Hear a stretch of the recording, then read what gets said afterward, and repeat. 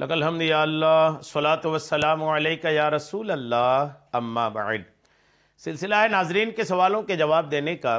ناظرین میں سے ایک نے ہمارے کسی ویڈیو کے کمنٹس میں، یہ ہمارے رضوان بھائی ہیں بنگلور سے ماشاءاللہ، انہوں نے یہ سوال کیا ہے کہ غیر عالم کی تقریر سننا کیسا ہے؟ جو عالم نہیں ہے اگر وہ تقریر کرتے ہیں تو ان کی تقریر سننا، واعظ و نصیحت سننا، ان کے خطاب سننا کیسا ہے؟ آئیے توجہ کے ساتھ سنیے، جواب عرض کرتا ہوں۔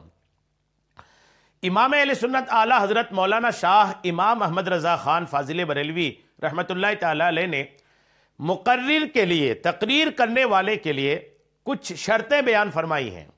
یہ شرطیں اگر پائی گئیں تو آدمی تقریر کر سکتا ہے، اس کی تقریر سننا جائز ہے۔ اگر یہ شرطیں پائی نہیں گئیں تو ان کا تقریر کرنا بھی صحیح نہیں اور ان کی تقریر سننا بھی جائز نہیں ہے۔ آئیے سنتے ہیں۔ واعظ کے لیے، تقریر کرنے والے کے لیے پہلی شرط یہ ہے کہ وہ مسلمان ہو۔ جی ہاں، پہلی شرط یہ ہے کہ وہ مسلمان ہو، اور دوسری شرط ہے سنی ہونا۔ جی ہاں، سنی ہونا۔ غیر سنی کو اپنا واعظ بنانا، ان کی تقریر سننا حرام ہے، اگرچہ بالفرض وہ بات ٹھیک ہی کہے، ہے غیر سنی، بد مذہب، بات ٹھیک کر رہا ہے، پھر بھی اس کی تقریر سننا یہ حرام ہے۔ جی ہاں، یہ یاد رکھیے گا۔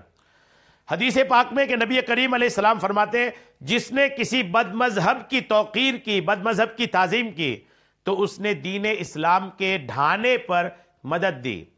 اب کسی بد مذہب کو اگر آپ اپنا مقرر بناتے ہیں، واعظ بناتے ہیں، تو آپ اس کی تعظیم کرتے ہیں، اور بد مذہب کی تعظیم یہ دین کو ڈھانے کے برابر ہے۔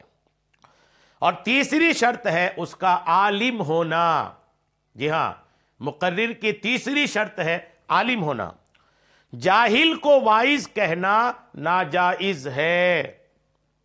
جاہل کو واعظ کہنا یہ ناجائز ہے۔ جاہل واعظ نہیں کہہ سکتا، جاہل کے لیے یہ تقریر کرنا بھی جائز نہیں اور جاہل کی تقریر سننا بھی جائز نہیں۔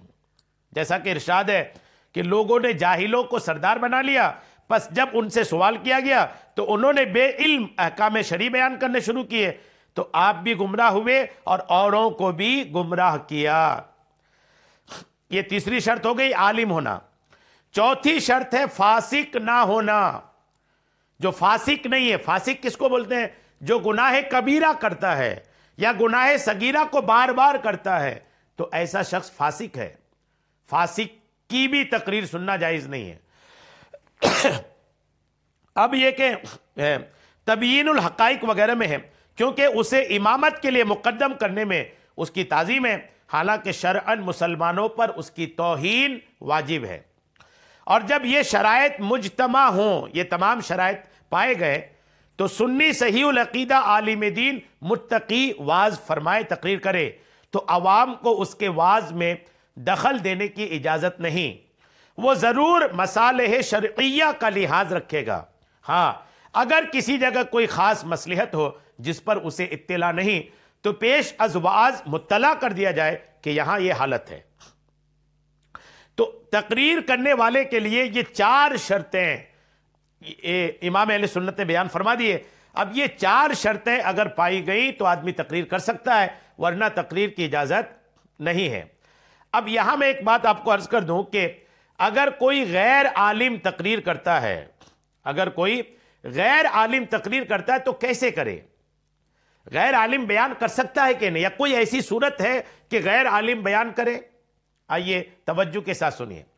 امیر اہل سنت بانی دعوت اسلامی مولانا الیاس عطار قادری مدظ اللہ العالی سے سوال ہوا کہ جو عالم نہ ہو، کیا اس کے بیان کرنے کی بھی کوئی صورت ہے؟ تو آپ کا جواب سنیے۔ آپ جواب دیتے ہیں کہ غیر عالم کے بیان کی آسان صورت یہ ہے کہ علماء اہل سنت کی کتابوں سے حسب ضرورت فوٹو کاپیاں کروا کر ان کے تراشے اپنے ڈائری میں چسپا کرے اور اس میں سے پڑھ کر سنائے، زبانی نہیں، پڑھ کر سنائے، منہ زبانی کچھ نہ کہے، نیز اپنی رائے سے ہرگز کسی آیت کریمہ کی تفسیر یا حدیث پاک کی شرح وغیرہ بیان نہ کرے، کیونکہ تفسیر بالرائے یہ حرام ہے، اور اپنی اٹکل کے مطابق آیت سے استدلال یعنی دلیل پکڑنا اور حدیث مبارک کی شرح کرنا اگرچہ درست ہو تب بھی شرعاً اس کی اجازت نہیں۔ فرمان مصطفیٰ صلی اللہ تعالی علیہ وسلم ہے، جس نے بغیر علم قرآن کی تفسیر کی وہ اپنا ٹھکانہ جہنم میں بنا لے۔ ترمذی شریف جلد 4 صفحہ 439 حدیث نمبر 2959۔ غیر عالم کے بیان کے بارے میں رہنمائی کرتے ہوئے اعلیٰ حضرت امام اہل سنت مجدد دین و ملت امام احمد رضا خان فرماتے ہیں کہ جاہل اردو خواں اگر اپنی طرف سے کچھ نہ کہے بلکہ عالم کی تصنیف پڑھ کر سنائے تو اس میں کوئی حرج نہیں ہے۔ یہ اعلیٰ حضرت نے بھی لکھا۔ کہاں لکھا؟ فتاوی رضویہ جلد 23 صفحہ 409۔ کلیئر ہے کہ اعلیٰ حضرت بھی اس بات کو مانتے ہیں کہ کوئی غیر عالم اگر تقریر کرنا چاہے تو کسی سنی عالم دین کی کتاب پڑھ کر اگر سناتا ہے تو اس میں کوئی حرج نہیں ہے۔ امید ہے میری بات آپ کو سمجھ میں آ گئی ہوگی۔ اللہ کریم ہم سب کو عمل کی توفیق عطا فرمائے، آمین، بجاہ النبی الامین صلی اللہ تعالی علیہ وسلم۔